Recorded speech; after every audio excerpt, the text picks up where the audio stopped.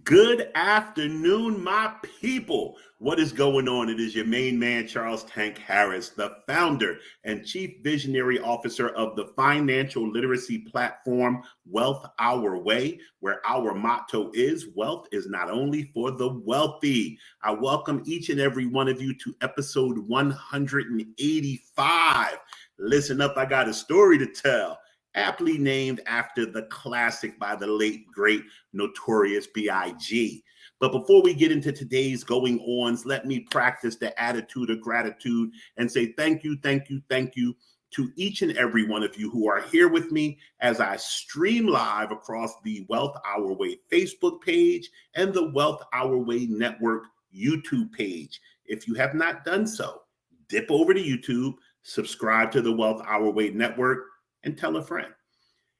I also want to give the Wild Nation shout out is a necessary thing. Every day we got to do that. Bang. The salute to Wild Nation, to thank those of you who watch this program in its pre-recorded state overnight, over the weekend, on your lunch break, while you're trying to tune out your significant other, anywhere you can squeeze 15 minutes of financial literacy in, and then a heartfelt how are you to the good folks of the Life 101 platform who listen to the audio recording of this very here program.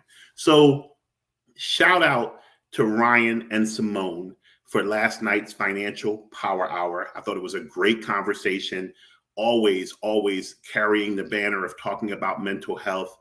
And today's 15 minutes of finance will be more about mental health than about finance, because there were certain things last night that I couldn't speak freely about because I had the young prince in the background, ear hustling, and it's crazy. I don't always execute good judgment. In fact, most people would argue that I execute good judgment less than I execute bad judgment.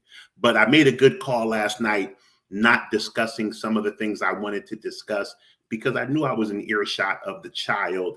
And what was amazing was after the program was over, he came out to have dinner. And he asked me about depression, and we had a lengthy conversation. We continued it this morning when I was dropping him to school, and it inspired me to have the discussion that I'm about to have with all of you surrounding mental health and the need for everyone to give themselves some grace and to give their fellow humans some grace and to navigate this crazy world we live in, because there's so much going on. And I want to talk about that today. So I'm always open to answer any questions. You bring up something about money, I'm here to talk about it. But today we probably won't even go the whole 15 minutes. I want to talk to you about something that's been going on with me, has happened earlier this week. And I want to also address this conversation I had with my son, which I thought was amazing.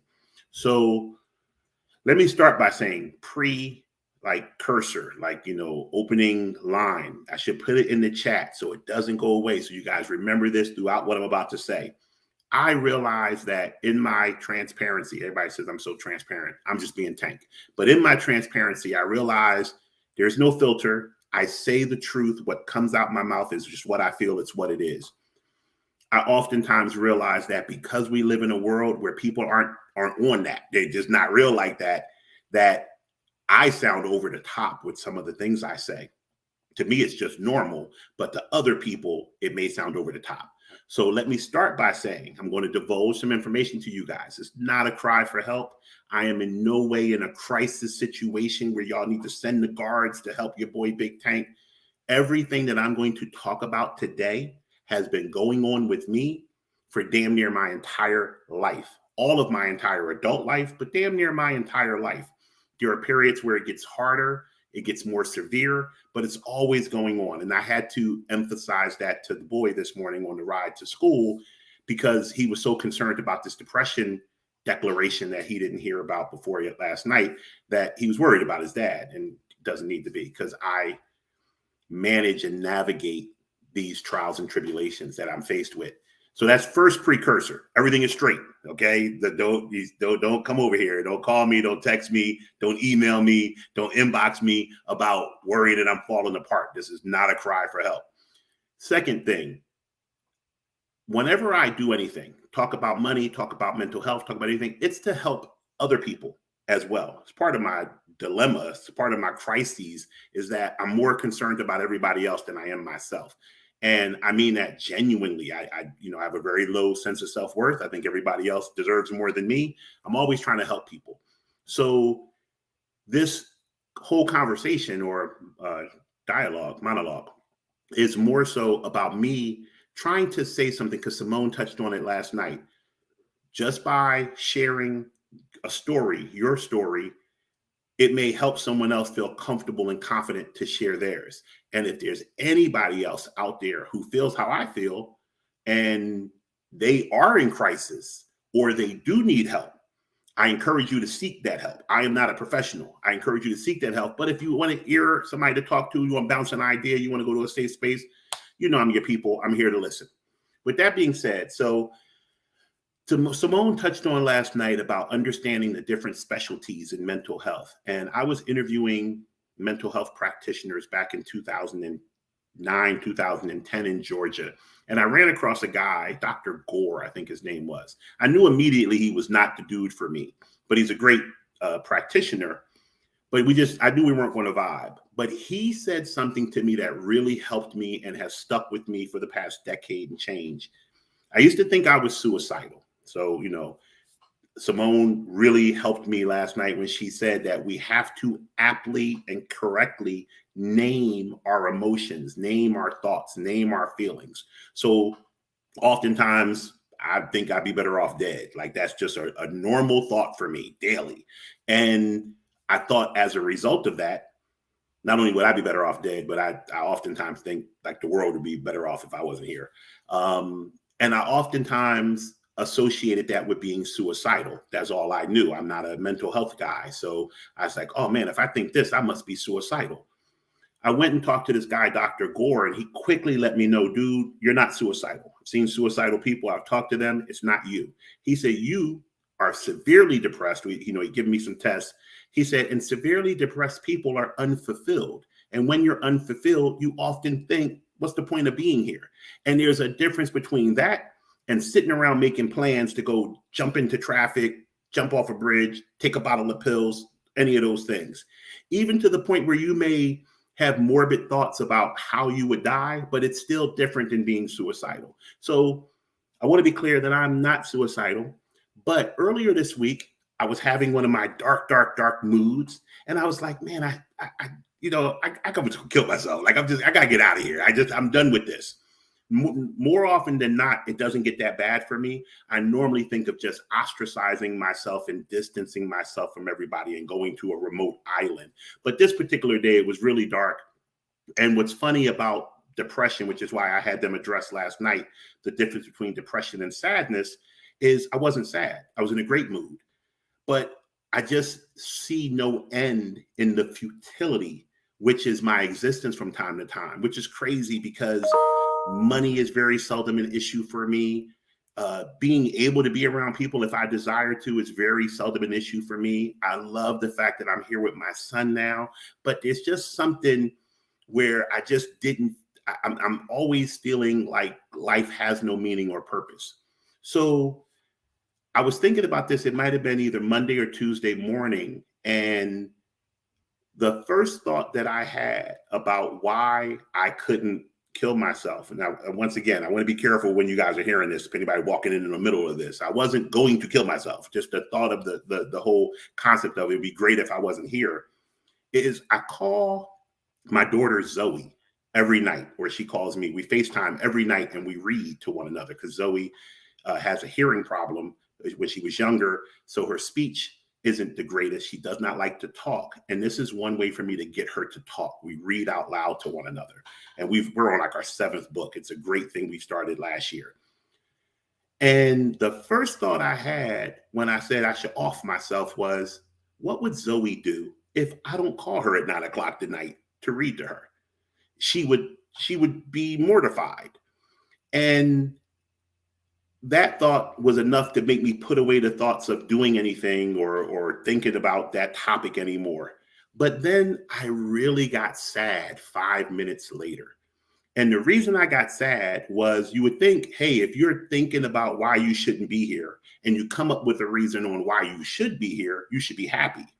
But I realized that my biggest problems are that I don't care about myself and I don't think I'm worth anything of being around. And I realized that the only reason I found to stay around didn't have anything to do with me. It was for somebody else. I love Zoe, it's my baby. They're all, all my kids are my people. But I didn't come up with a reason of, oh, I'm going to go hiking this weekend, or I can't wait to go to Pebble Beach and play golf, or I'm going to go ride my Harley. It was, if I'm not here, who's going to read to Zoe? If I'm not here, who's going to take Trey to practice? Trey would be miserable if he didn't get to talk to me anymore. So it was these things that my existence always feels dependent upon someone else. I have to do for someone else. And when I heard David Mann, Tamala and David Mann, they're at the Meet the Browns. When I heard his segment that my boy Bruce sent me the other day, it resonated with me on such a high level because that's what he said. He says he gets up every day with like this checklist of who do I have to do something for? Who do I have to help? And then when all that's done, I can rest. I can enjoy myself. And I was like, that's me. That's my life. I went into a service career, helping people financially. I have 6 kids. I have so many people that depend on me and that I aid. And I'm always the Olivia Pope phone call for people. And that's what my existence has boiled down to. And when I heard it, I was glad that he was sharing it. I was glad, misery loves company. I was glad to have somebody going through what I'm going through. But then in true Tank fashion of trying to help somebody else, I thought, who else feels this way and is not telling anybody? And how bad will it get for them? I'm going to be very clear and repeat at minute 12 what I've said in minute 1. I'm never going to hurt myself. It's just never going to happen. I'm probably too much of a punk to hurt myself like that. That's some gangster stuff to off yourself. I'm like the Terminator. I cannot self-terminate. B, besides for never hurting myself, I couldn't imagine the people, and this is no knock on anybody who struggles with suicidal thoughts and who has actually, done it. I couldn't imagine what the people would feel who I live for if I wasn't here to live for them, so to speak. There's a huge amount of guilt that would go along with that. But I find out more than I like to about people who have committed suicide and people who struggle with suicidal thoughts. And I wonder if I'm doing enough to let people know I'm here for them. I wonder if I'm doing enough to let people know that you can always talk to me or someone else, that it will get better, even if it doesn't seem to or feel like it will, because I've struggled with days, so many, I can't even count them all, but it always does make another day. The calendar does turn over and I'm here and I make it happen. And I wonder how many people don't feel like they have that. I wonder how many people don't feel like anybody cares if something would happen to them or not. So I just want you guys to know that, whether you know me personally, whether we're friends, we went to school together, whether we talk every day or talk once a week. I don't have anybody that talks every day except for Zoe. But, whether we talk, how often we stay in touch, I'm not just a picture on the screen. Like I'm here, and I would love to rap with anybody who feels as though they don't have anybody else to rap to. That's not a license to just say, well, I'm gonna call Tank tomorrow. But if it's that deep, I will drop everything and rap to you. Like, please don't be in your darkest moments thinking that you had nowhere to turn, because before you do anything crazy, know that I would be here to talk to you about that. So that was my story to tell. Also, I learned yesterday, I was yesterday days old when I learned that Biggie's A Story to Tell was about Anthony Mason. That's crazy to me. That's a whole nother talk show. But I got to go because my producers want me to keep the show under 15 minutes. So remember, wealth is not only for the wealthy. I gave y'all a crazy one today, but have a great weekend. I will see y'all on Tuesday. Take care. I will be here on Tuesday. No off in me. Be here Tuesday, 12:30 next week. Have a great weekend.